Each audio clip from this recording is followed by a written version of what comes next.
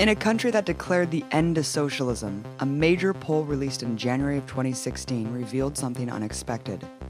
43% of people under 30 in the US view socialism favorably, compared to only 32% who view capitalism favorably.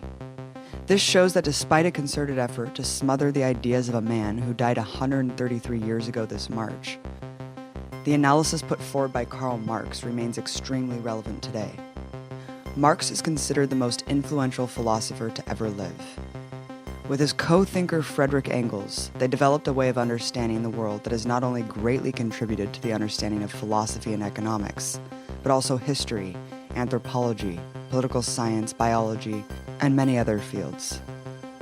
As a young man in the mid-19th century, Marx embedded himself in the workers' movements in his home country of Germany, then in France, from where he was exiled to London for his political activity. In addition to dedicating himself to the scientific study of capitalism and social change, Marx was also an organizer and convened the very first international organization of socialists with the goal of overthrowing capitalism, known as the Communist League, whose slogan was "Working men of all countries unite." His work Capital is regarded as the premier dissection of the economic system we live under. His discovery of dialectical materialism redefined the world of philosophy, and his rallying call, the Communist Manifesto, is considered the most influential political document in the world. As the US empire thrashes to survive the current global capitalist crisis, and with rejection of capitalism clearly growing among young people, I wanted to find out what it was about Marx's work that has had such a profound impact from peasants in Asia to miners in Africa to workers in the US alike. So I talked to someone who's been teaching students and the public about Marxism for years, Dr. Richard Wolff, Professor of Economics Emeritus at the University of Massachusetts, Amherst. You're a Marxist economist. Let's start from the basics. What is Marxism, and what does it mean to have a Marxist lens with which to view the world? I think the best way to understand it is that the difference between Marxism and other things is that it wants to go to the root. It is radical in that sense. It wants to see these problems: homelessness, inequality, an economy that bounces around, having a recession or a depression every 3 to 7 years, a society that concentrates political power in a tiny number.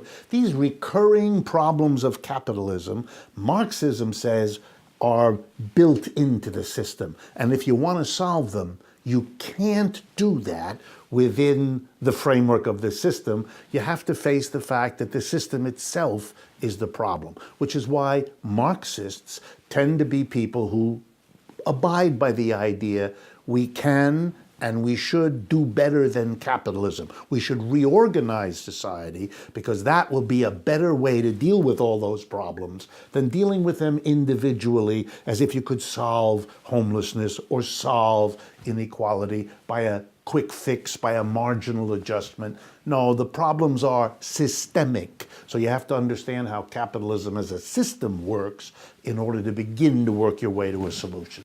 Could you give a brief explanation of dialectical materialism? Marx was a philosopher, so being a rigorous and systematic thinker, he didn't want to jump into economics, which is what he focused on, without grounding it in philosophy. So he begins as a student of Hegel, the great philosopher. When he begins his academic life, Marx began as a professor. He taught philosophy. His doctoral dissertation was on ancient Greek philosophy. He wasn't an economist when he began. He ended up thinking he had to study economics because of how philosophy got him there. And to be quick in a way of an answer to your question, he comes out of a school of thought that believed that ideas were the supreme achievement of human beings. Ideas are what you get from the most refined reflection that the human brain can do. If you're religiously oriented, ideas are what you get from God, from the spiritual realm. And so the world is really shaped by something prior to the world, namely ideas. So the notion is, sometimes called idealism, that the real world is the product of ideas. And if you want to really understand the real world, go to the ideas that make it what it is. Religiously, in the beginning, there was nothing. And there was first God, which is a non-material idea and that creates the world. Remember, in Genesis, 7 days, God, a spirituality, creates the materiality of the world. Marx rejected that. For him, the material is just as important as the ideal. If you want to see where the material comes from, it's shaped by ideas. But, and here comes his radicalism, it runs the other way too. The ideas don't come from nowhere. They come out of the real world. The ideas we have as people have to do with the real material problems we have as human beings and how we solve them. Where do we get our food? Where do we get our shelter? How do we get protection as little children from the elements, from our parents? All of these real material matters of life and survival are shaping our ideas every bit as much as our ideas shape the reality.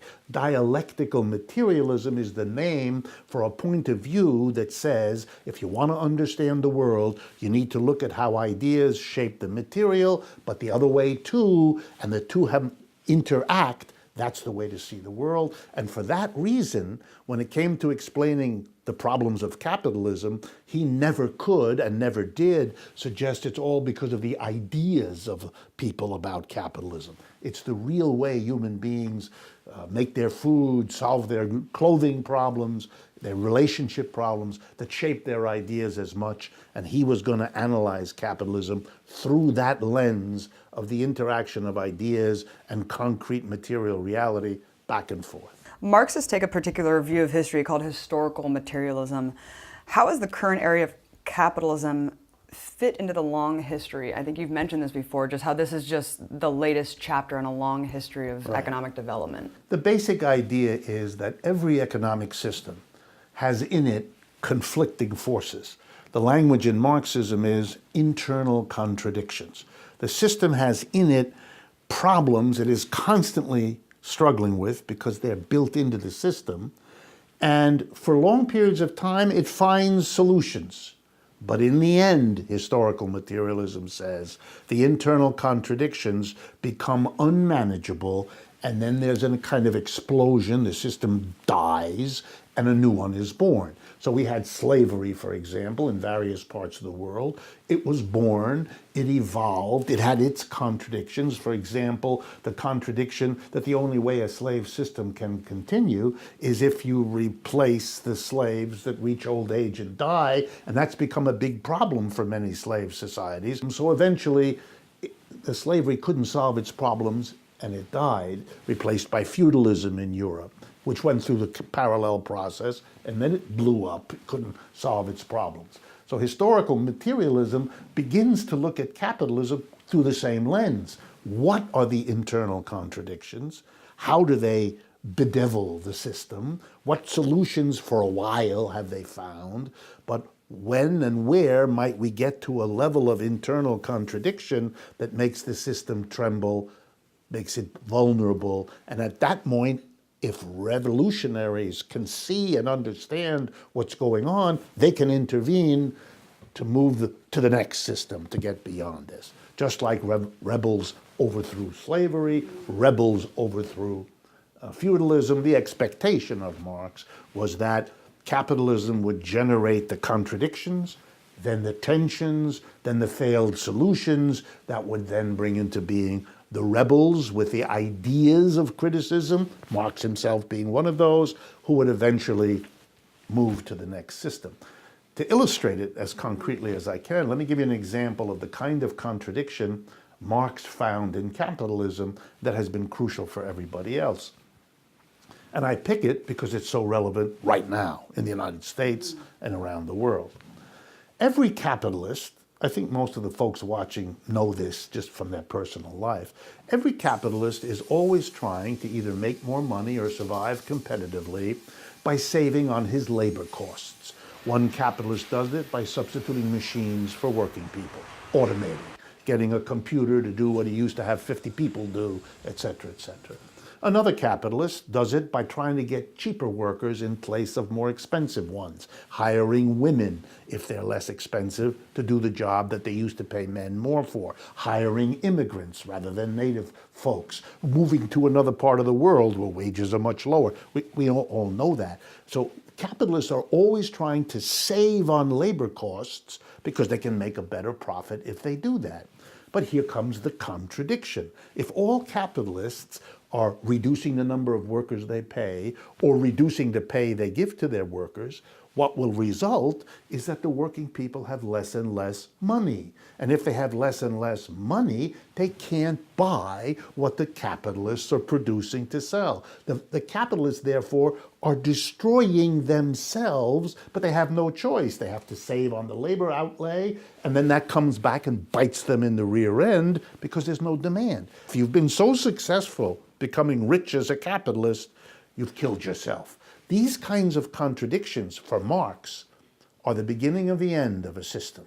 It papers it over. For example, when people couldn't buy in the 1970s, the capitalist system kept going anyway. How did it do that? How did it keep going when the people didn't have enough money from their wages to buy? The solution was credit. We loaded the world up. House credit, that's your mortgage. Car payment credit, nobody buys a car except by paying out. Credit cards, which didn't exist before the 1970s for anything but traveling businessmen, and only a small number of them. And then when that was not enough, we loaded up, for the first time in American history, an entire generation of students who can't get a degree without loading up with tens of thousands of dollars of debt. We kept the system going. People could buy stuff even though their wages didn't pay for it by borrowing. And in 2008, the predictable happened. It turned out your fix only lasts for a while. You really have to ask, in a way that many of us as Marxists hadn't done for most of our lives. The problems of capitalism now are so severe, so systemic, so global, that we're beginning to wonder whether this system is going to find a way out. The Marxists are not the only ones wondering whether this system is coming to an end.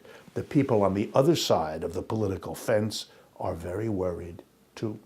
Yeah, you have billionaires writing op-eds. The Absolutely. pitchforks are coming for the plutocrats because they know what's coming. Let's talk about the bubbles. You're talking about the housing bubble, and I think that this is a really interesting indication. The housing crisis, the crisis of overproduction, the fact that we have more houses than we do homeless people. But because you had this crisis of overproduction, too much of something was produced and people couldn't utilize it. I mean, talk about that concept and why this is an inescapable phenomenon under capitalism. Starting in the 1970s, American businesses began to have what I like to call a eureka moment.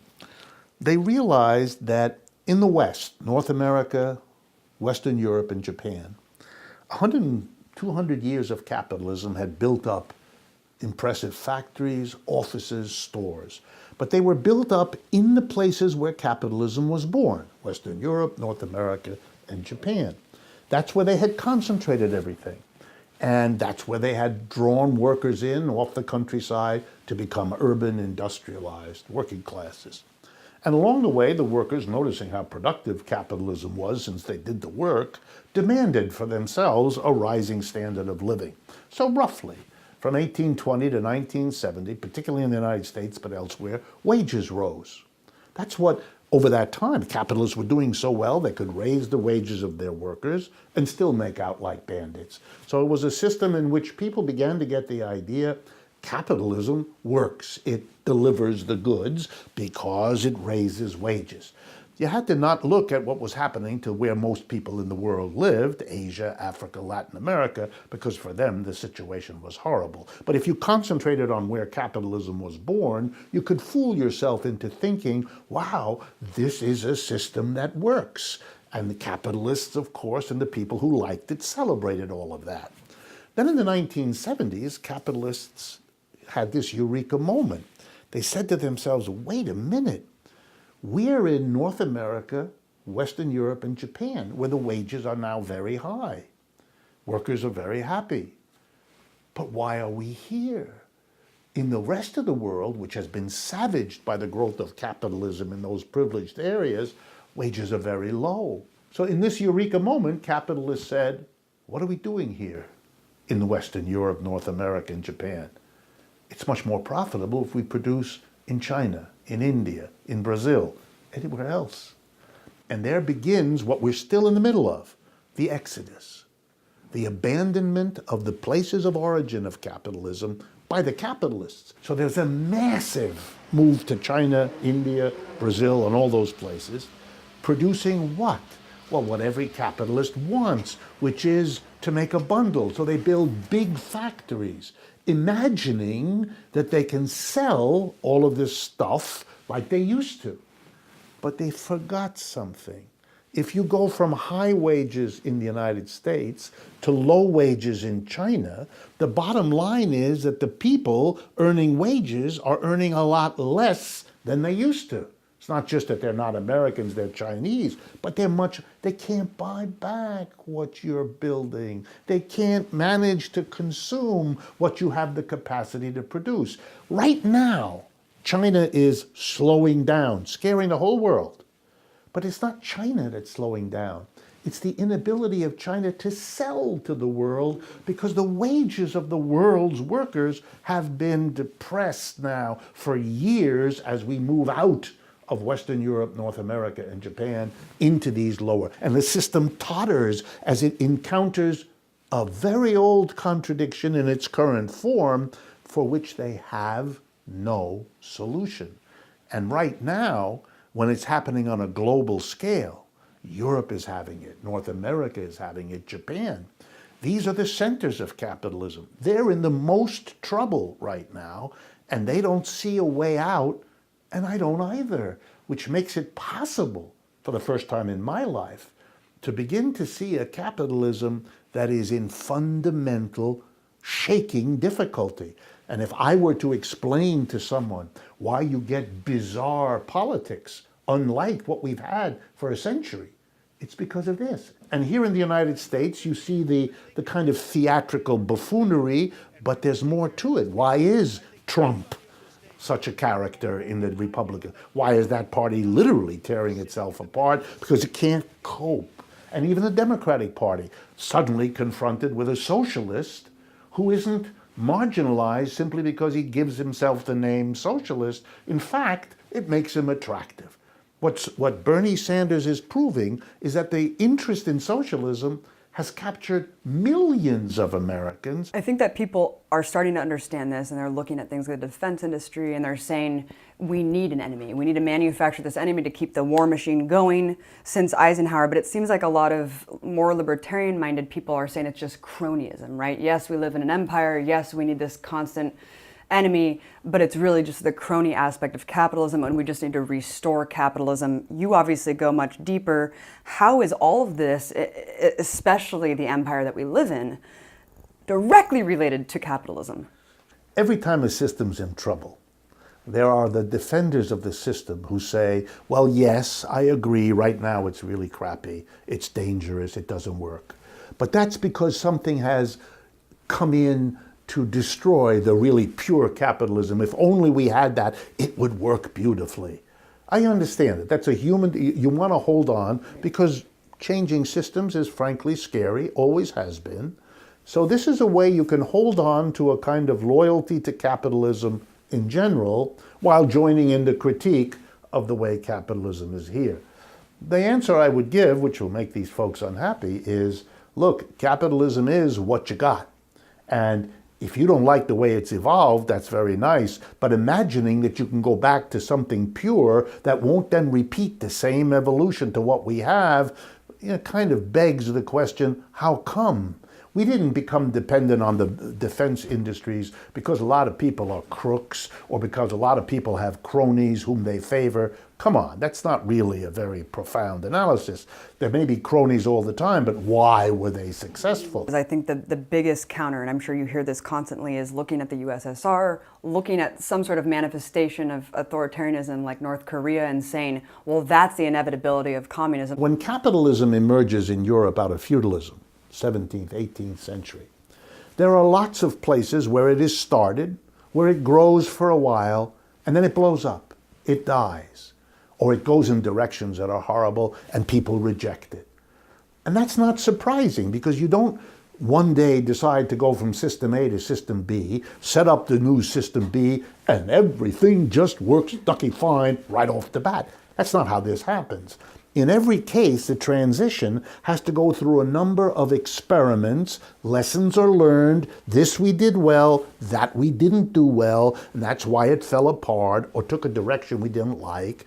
And then eventually you get to a capitalism which covers its bets, can be better than the ones that came earlier, lasts longer, and becomes something that all people eventually grasp onto. I would expect that of socialism. Look, for most of the world, poverty is the daily grind of life, and therefore the most urgent economic objective of most people in most parts of the world is to get out of poverty, to have economic growth where the standard of living grows. Okay, in the last 300 years, the two examples of large societies that have grown the fastest are the Soviet Union and the People's Republic of China. And just to remind everyone, in 1917, when the Russian Revolution happens, Russia is the most backward country in Europe. The vast majority of its people are illiterate and work in agriculture. It is a poor country that has just lost World War I, and then had a revolution, then had a civil war. I mean, to expect this society to be anything other than an economic basket case would not be reasonable. Okay, now fast forward to 1975. That's only 50 years later. The Soviet Union is the second superpower in the world.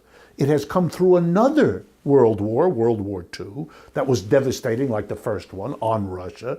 And nonetheless, it shows a level of economic growth that is stunning. The equality and the fraternity are not easy to find. They became critics. They literally said, wait a minute, this system isn't the road to freedom, to equality, to all the good things that people normally have championed. And they became critics. And the most important of them in the 19th century, when capitalism was really taking hold, was this guy, Karl Marx. So I think a lot of people are aware of socialism now, especially since we have a self-proclaimed democratic socialist running for president, but they don't actually understand what it means. I think they're taking little bits and pieces, free healthcare, free education. Talk about the means of production and how a socialist economy would actually be structured. They came up with the following idea, that the problem of capitalism is two fundamental things. One, that private individuals own the means of production. They own the land, they own the factories, they own the stores, the machinery, and that the people, the owners, are really a very small part of the population. 1%, 2%, 5%, maybe even 10%, although rarely did it get that high. But that means the vast majority of people are never part of the owners. And the basic socialist idea was, if you allow a small number of people to control the means of producing all the goods and services we all need to survive, they're going to use that control to make the system work for them. And they're not going to worry about the rest of us. In other words, it's a recipe for a society that produces wealth for the top 5 to 10%, but not for everybody else. That gives power, political and other power, to those at the top and not to everybody else. So the socialist idea was, this is fundamentally unjust, fundamentally undemocratic. This is what's wrong with capitalism, and how do you solve it? You make collective ownership, not private. The society as a whole should own the means of production, the factories, the offices, the stores, so that they are good for everybody, so that what they produce is distributed roughly equally, so that the influence and the decisions are made. So social, that's why it's called socialism. It's the society that should own. It focuses on the workplace. Its idea is the way you make sure that the government never again becomes an institution over the people, but rather simply an instrument of the people, is by making sure that at the base of society, where people live and work, the wealth, the productive capability is in their hands. If you want the slogan of 21st century socialism, it's this: democratize the enterprise. End this process where there's a handful of people who make the decision. In most American corporations, and corporations do the bulk of the business in modern capitalism, a tiny group of what are called major shareholders, the people who have big blocks of shares, they select who the board of directors is. 1% of Americans own 3/4 of the shares. It's highly concentrated.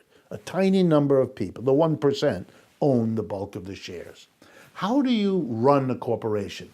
At the top is something called a board of directors, usually 15 to 20 people. How do you get on the board of directors? There's an election every year to get on that board.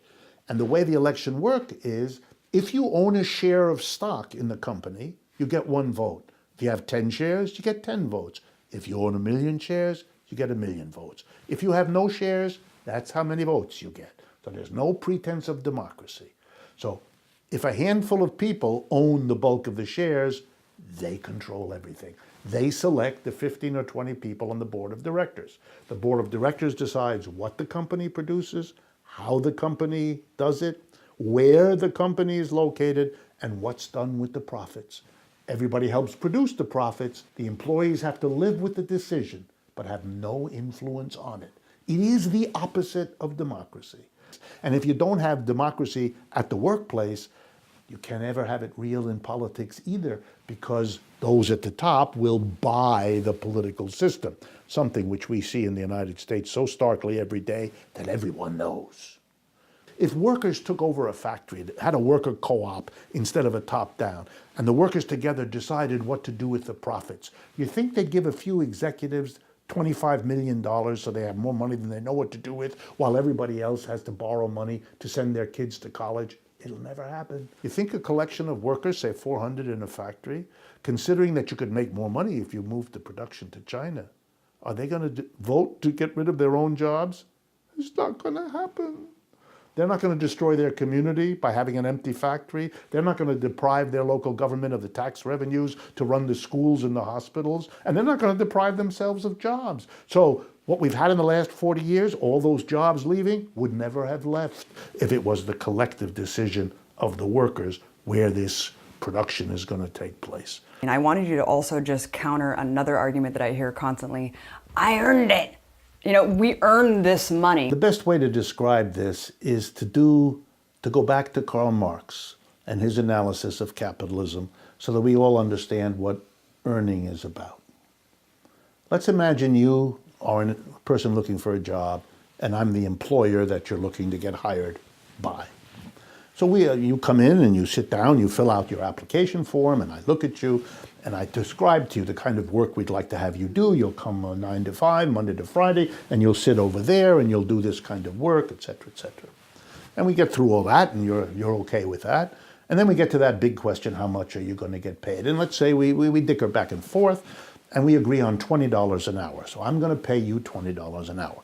At this point, Marx enters with a smile on his face and says, I'm now going to show you, the reader of his books, that when that deal is done, the $20 an hour, something is going on that you actually know, but you don't want to face, but I'm going to show it to you.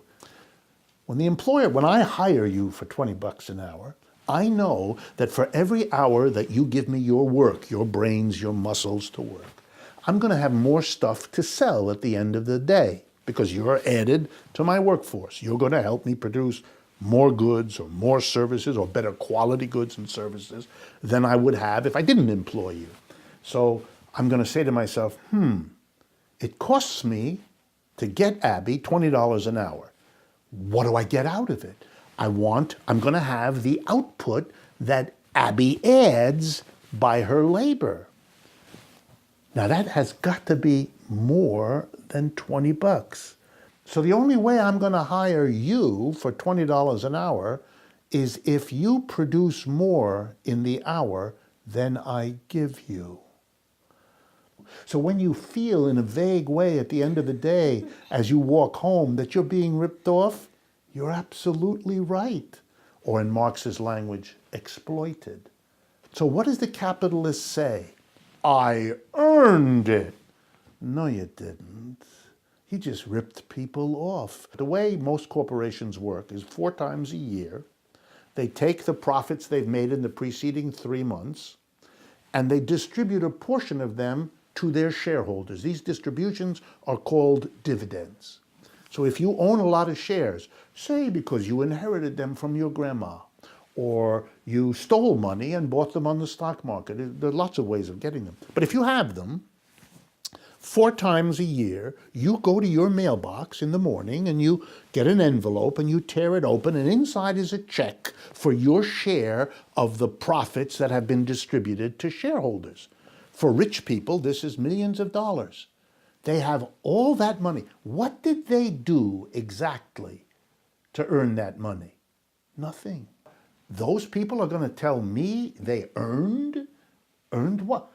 Did they ever set foot in the factory? No. Do they have any idea what this company does? No. They don't care. They are simply sitting there collecting. Well, let's now do a little logic. If there are people like shareholders who get a lot of goods and services they didn't help produce, then there must be elsewhere in that system people who produce what they do not get. So that means if we allow that we are saying, some people, your job is to produce a lot more than you get so that these people can get a lot more than they produce. For Marx, he stands up and says, I rest my case. This system sucks. Famous socialist Rosa Luxemburg once said that it's either socialism or barbarism. Here we are 100 years later. In what ways have you seen that play out today? The 62 richest people in the world, most of whom are Americans, not all American, but most of whom are U.S. citizens. The 62 richest people together have more wealth than the bottom half of the population of this planet, roughly 3.5 billion people. That's beyond obscene. I don't know what, I don't have an adjective that captures this, but I can describe what it means. If you look at all the statistics of the World Health Organizations, the bottom half of our population are people who die way earlier than they need to. Why? Because their diets are no good, or they don't have enough food in the first place, or they can't get to a clinic to have little problems that are easily solved by modern medical methods taken care of. It's unspeakable what happens to the lower half. If we took half the wealth of the richest, and they would still be the richest, and made it available to the bottom half, it would transform their lives, literally. Now, there's no moral or ethical justification for this situation. Number 2, it is well known all over the world, despite a few deniers that are still around, that the way capitalism has evolved has compromised the ecology and environment of this planet, literally threatening us with 27 diseases and 57 losses of fundamental resources. This is crazy to permit this to go on. This is another way capitalism confronts us with barbarism.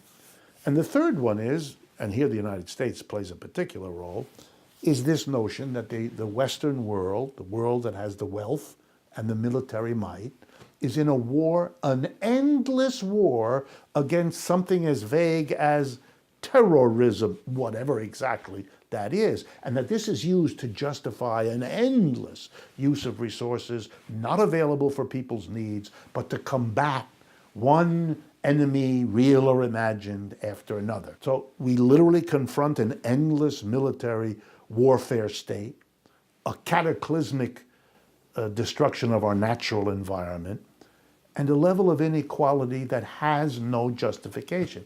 Our entire economic situation would have been completely different in the last 30 years if we had had a movement, if we had had organizations to make these demands, because I haven't the slightest doubt that the majority of Americans will support all of them. You know, it used to be at this point in an interview, I would have to look at a skeptical interviewer saying, Americans support this kind of socialistic stuff, but I don't have that problem anymore, because Mr. Bernie Sanders has done me a favor by throwing his hat in the ring in the Democratic primary and running around the country as he's been doing. As a socialist, he has proven for all Americans to see that the support for something other than capitalism has now captured millions of Americans. And we don't know how many millions, because that still has to be shown. And the argument that was heard when Occupy Wall Street emerged in 2011, that this is a tiny group of people who don't represent anything. All that's gone because Mr. Sanders has said, well, let's see. Let's see how many people are critical of the 1% versus 99. How many people will support a candidate who says that every day and who even accepts the label socialist? And the answer is millions.